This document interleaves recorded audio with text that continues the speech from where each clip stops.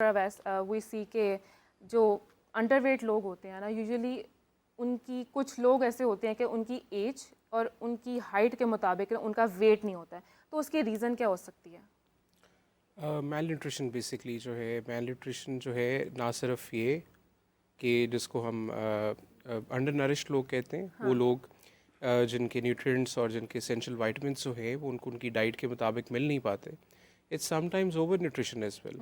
वो लोग जो इनको एक्सेसिवली कंज्यूम करके डिसऑर्डर्स लाइक ओबेसिटी जो है उसके अंदर चले जाते हैं। अब BMI is a very wonderful way of rating people. BMI of less than 18 are undernourished people, malnourished people. A BMI of greater than 25 is obesity. और फिर morbid obesity जो है वो 40 और 35 की रेंज में आते हैं विद कोमॉर्ब्स एंड विदाउट कोमॉर्ब्स। तो बेसिकली जो ये डिसऑर्डर है जिसमें कहीं ना कहीं हमारा जो डाइजेस्टिव ट्रैक्ट है या हाजमे का निज़ाम है वो बहुत सारी चीज़ों को हज़म नहीं कर पाता, और वो जो न्यूट्रिशनल और मिनरल डेफिशिएंसीज़ हैं वो मैनिफेस्ट करती हैं हमारी बॉडी पे इन टर्म्स ऑफ वीकनेस जो है हमारी एज में, in terms of decreased bone density, decreased bone strength, weakness in terms of decreased height एक specific age period में, और weakness in terms of not being able to exhibit a proper immune function, कि हमारी immunity जो है वो उसमें कभी कभी disturb होती है, जो हमारा एक defense mechanism है against various diseases जो है वो जो है वो काफ़ी हद तक डिस्टर्ब होता है। लेकिन डॉक्टर अवैस, कुछ बच्चे तो नेचुरली बचपन से ही वीक होते हैं, लेकिन कुछ बच्चे ग़िज़ा की कमी की वजह से भी इस तरह से हो जाते हैं, तो उसकी क्या रीज़न हो सकती है कि कुछ नेचुरली इस तरह से वीक हैं, ग्रो ही इस तरह से करते हैं?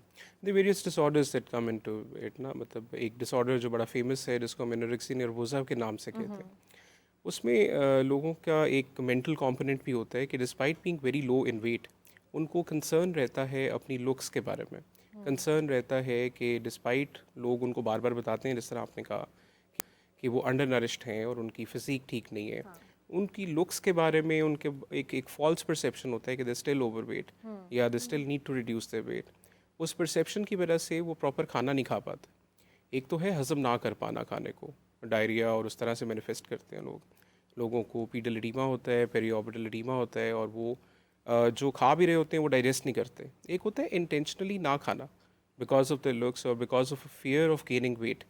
एक अंडर वेट बंदा जब इस चीज़ से डरने लग जाए कि उसका वेट बढ़ जाएगा और वो खा ना पाए, इस डिसऑर्डर को हम एनोरेक्सिया नर्वोसा कहते हैं।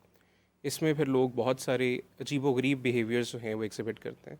कभी कभी लोग बीमारियों के साथ आते हैं, फॉर इंस्टेंस सीलिक डिजीज़ वाले लोग जो हैं वो हमारे पास आते हैं जिनको ग्लूटेन सेंसिटिविटी है, और वो इंटेंशनली ग्लूटेन वाली डाइट्स यूज़ करना शुरू कर देते हैं ताकि वो वेट लूज़ कर दें।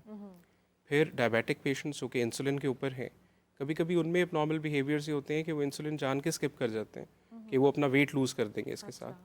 तो when already they are deficient in minerals and vitamins और उसके ऊपर वो वेट लूज़ करना शुरू कर दें, तो दिस इज़ अ डिसऑर्डर जिसको हम एनोरेक्सिया नर्वोसा कहते हैं। फिर देयर इज़ अनदर डिसऑर्डर जिसको हम बुलिमिया नर्वोसा कहते हैं। ये वो लोग हैं जो ठीक खा पी रहे होते हैं and they are good in weight, लेकिन इनके पर्जिंग बिहेवियर्स हैं, और वो बिहेवियर्स इनके बाद फिर ये अपना वेट जो है वो because of the use of some drugs जो है वो अपना काम करने की कोशिश करते हैं। पेशाब आवर दवाइयाँ, डायूरेटिक्स ये लोग यूज़ करना शुरू कर देते हैं, जिसकी वजह से इनके इलेक्ट्रोलाइट इम्बैलेंस होना शुरू हो जाते हैं, या लेक्सिटिव्स यूज़ करना शुरू कर देते हैं, ऐसे ड्रग्स जो कि आमतौर पे कॉन्स्टिपेशन को ट्रीट करने के लिए हम देते हैं। तो वो इंटेंशनली अपने आप को डायरिया जो है वो इंड्यूस कराते हैं फॉर लूजिंग वेट। तो apart from the nutritional deficiencies that we have spoken about, sometimes it's the mental disorders as well that come into play, और इसकी वजह से जो है वो ग्रोथ और वो जो बाकी चीज़ें वो भी ज़्यादा इफ़ेक्ट करती हैं। डॉक्टर ज़ारा, जैसे कि अभी डॉक्टर अवैस ने बात की कि कुछ लोग नेचुरली होते हैं, लेकिन कुछ लोग ग़िज़ा की कमी की वजह से भी हो जाते हैं।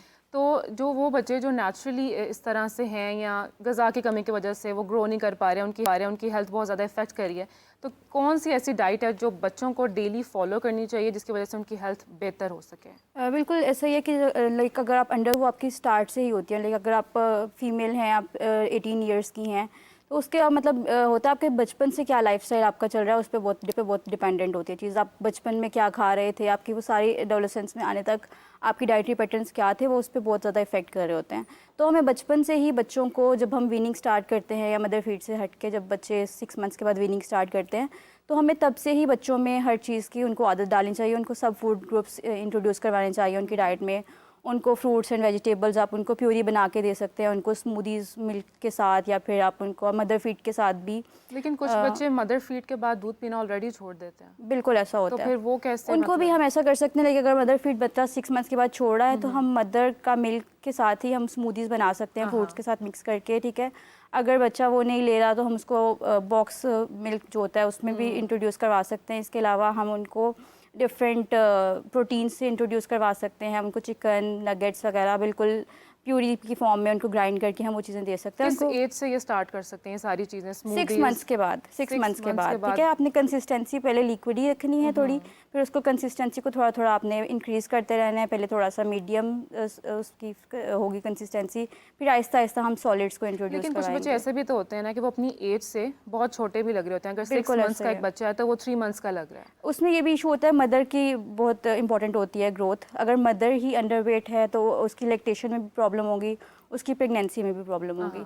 अगर मदर का ही मदर फीड में इतने न्यूट्रिएंट्स नहीं है या उसका मदर फीड प्रॉपर नहीं आ रहा तो बच्चे में उस चीज़ की भी डेफिशिएंसीज रहती हैं। तो बच्चे की ग्रोथ बेसिकली मदर फीड से ही स्टार्ट होनी चाहिए, ठीक है।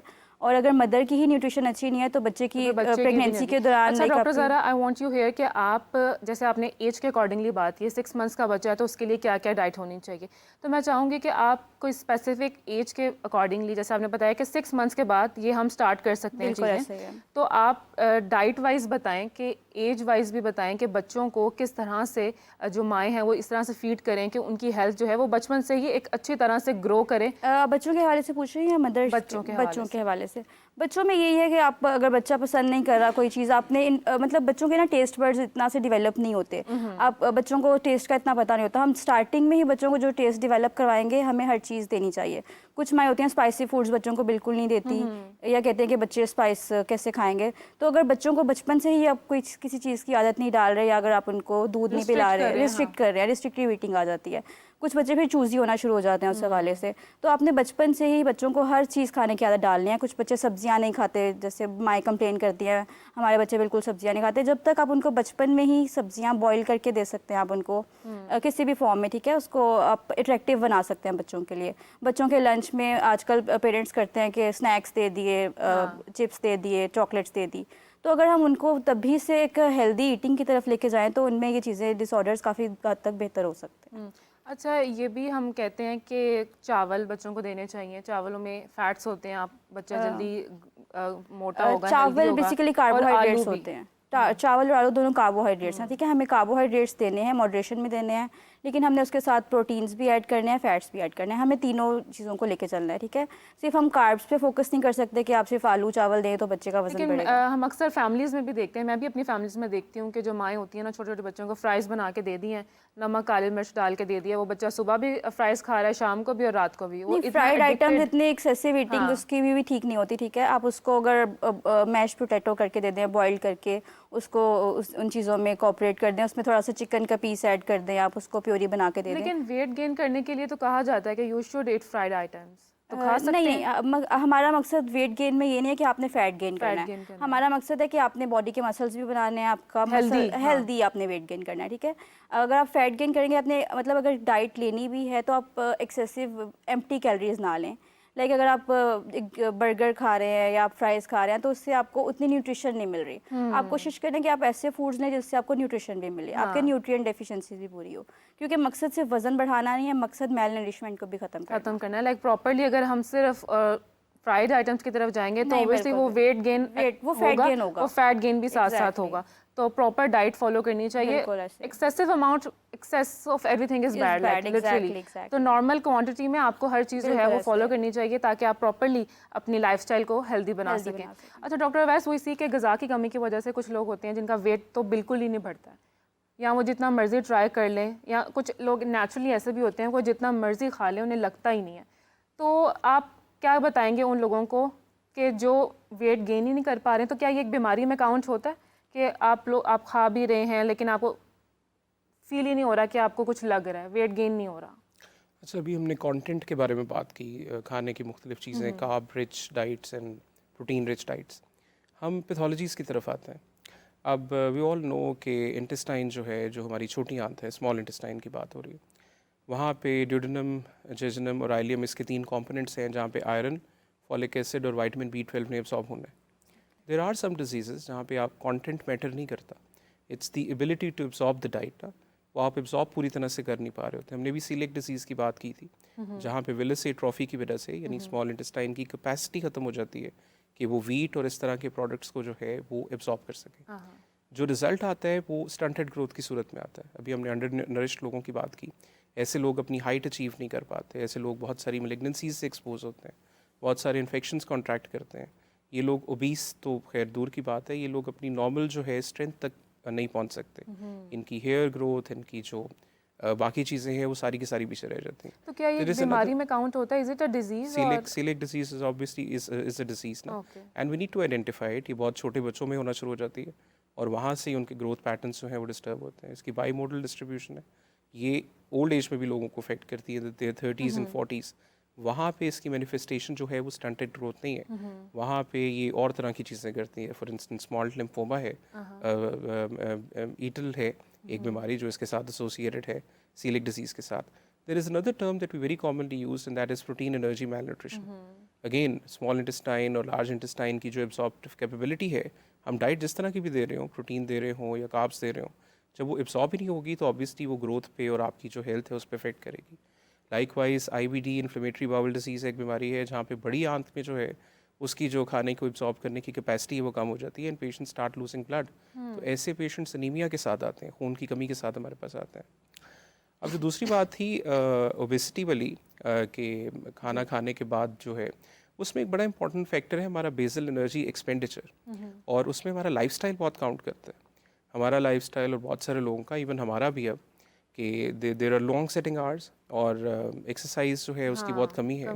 फिर जो डाइट हम कंज्यूम करते हैं उसमें जो फास्ट फूड है और जंक फूड है, उसके अलावा जो स्लीपिंग आवर्स हैं वो बहुत ज़्यादा इंपॉर्टेंट है। मेरे पास जो भी पेशेंट ओबेसिटी के साथ आता है, the first question that I ask him is कि आपके स्लीपिंग आवर्स कितने हैं। और एक नॉर्मल रूटीन में लोग मुझे यही बताते हैं कि 2 से 3 बजे सोते हैं और सुबह 7-8 बजे उठ के जाना होता है। तो ये जो आपका कम सोना है that is counted as stress. जब स्ट्रेस हार्मोन्स आपके बढ़ते हैं तो उनका बहुत बुरा इम्पैक्ट आता है आपकी हेल्थ के ऊपर। और हेल्थ जो है वो in terms of obesity, in terms of malnutrition, मतलब सिर्फ वो लोग मैल नरिश्ड नहीं है जो अंडरवेट हैं, वो लोग जो ओवरवेट है जिनका BMI 40 से ज़्यादा है and they are unable to move, sometimes they bed bound, वो भी वैसे लोग हैं जो मैल नरिश्ड हैं, जिनकी अपनी जो है इम्यूनिटी जो है वो बहुत कम है। तो they are the people we need to address, जिनको इनकरेज करना चाहिए कि वो अपना बेसल एनर्जी एक्सपेंडिचर जो है वो अपना बढ़ाएं। The amount of calories they consume, अगर उनमें से हाफ या 3/4 वो एनर्जी की फॉर्म में एक्सपेंड नहीं करते तो ultimately they start piling up ना। तो जब वो पाइल अप करते जाएंगे तो फिर उनका वेट जो है वो गेन होता जाएगा। और फिर जब वो डॉक्टर वैसे as a gastroenterologist what would you suggest कि वो लोग जिनका मेटाबॉलिज्म बहुत अच्छा है लेकिन वो फिर भी वेट गेन नहीं कर पा रहे हैं, तो उनको क्या सजेस्ट करेंगे? अपनी सबसे पहले तो पैथोलॉजी को आइडेंटिफाई करना चाहिए। If there is a disease process, हमने 2-3 बीमारियों का जिक्र किया, तो do go to your physician और योर डॉक्टर और आइडेंटिफाई कराएं कि कोई बीमारी वाला प्रोसेस तो नहीं है। अल्टीमेटली अपनी लाइफस्टाइल को चेंज करना चाहिए, एक न्यूट्रिशनिस्ट के पास आके अपनी न्यूट्रिशन को एडजस्ट करना चाहिए। समटाइम्स हम बहुत अच्छा खाना खा रहे होते हैं लेकिन that is deficient in a few nutrients ना, जो कि इम्पैक्ट कर रहे होते हैं। और फिर बात वही है कि whatever you eat needs to be digested, and digestion का मतलब ये नहीं है कि अगर हमें डायरिया नहीं है और अगर हमें वॉमिटिंग नहीं आ रही तो हम सब कुछ डाइजेस्ट कर रहे हैं। हमें खुद पता होता है अंदर से, if we feeling weak, if we feeling lethargic, और हमारा क्वालिटी ऑफ लाइफ पिछले कुछ अरसे से इतना अच्छा नहीं रह रहा। समटाइम्स वेरी गुड स्लीप जो है वो डिफाइन कर देती है कि सब कुछ ठीक है, and sometimes when we wake up in the morning तो एक सुस्ती, एक लेथार्जी सी रहती है विच जस्ट शोज कि there is something wrong. You continuously feel dizzy और हेडेक रहता है आपको, आप बड़ा लो फील करते हैं, BP लो फील होता है, तो ये इज इट नॉर्मल? नहीं, देखिए BP लो फील होना इज़ अ सब्जेक्टिव फीलिंग ना। बहुत सारे लोग आके कहते हैं जब हम ब्लड प्रेशर चेक करते हैं तो ठीक है, it's basically weakness in lethargy. Sometimes early morning headaches हैं या सुबह उठ के भी इतना फ्रेश नहीं उठते, तो ये बहुत सारे लोग जो है वो नैश से सफ़र कर रहे होते हैं, नॉन अल्कोहलिक स्टेटोहेपेटाइटिस। ये रात के वक्त एक्सेसिव फटीग इनको होती है, क्वालिटी ऑफ लाइफ इतनी अच्छी नहीं होती, क्वालिटी ऑफ स्लीप इतनी अच्छी नहीं होती, वो डीप स्लीप वाले पैटर्न में जाते ही नहीं है। तो जब वो इस तरह की नींद 7-8 घंटे भी पूरे करके उठ जाते हैं तो सुबह के एक तो डिजीनेस और वो लो एक फीलिंग जो है वो आती है।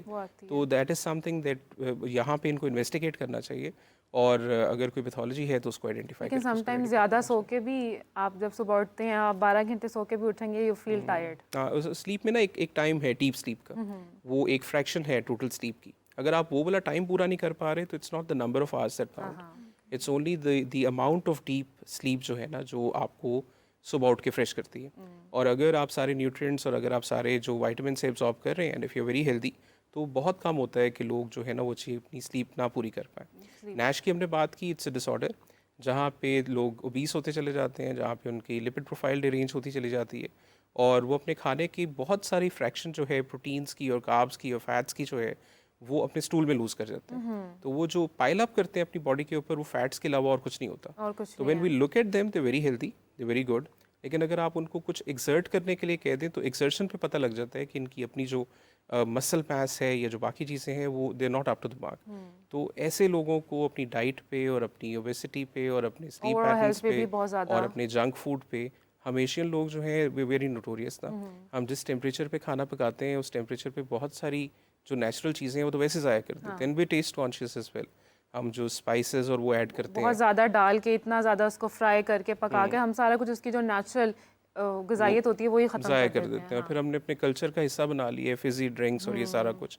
Whenever you go to a restaurant all that, तो वो खाने के साथ फिज़ी ड्रिंक्स पी के वो ऐसा अज्यूम किया जाता है कि शायद हम उसको हज़म कर पा रहे हैं, हालांकि वो कार्बोनेटेड ड्रिंक्स है और जो कार्बन डाइऑक्साइड हम रिलीज़ करते हैं उसके साथ वो जो एक फीलिंग आती है उसको हम खाने के हज़म करने से तशबीह देते हैं। और वो एक आदत सी बन जाती है कि भाई नहीं खाने के बाद कोक या मतलब कोई ड्रिंक चाहिए, फिज़ी ड्रिंक।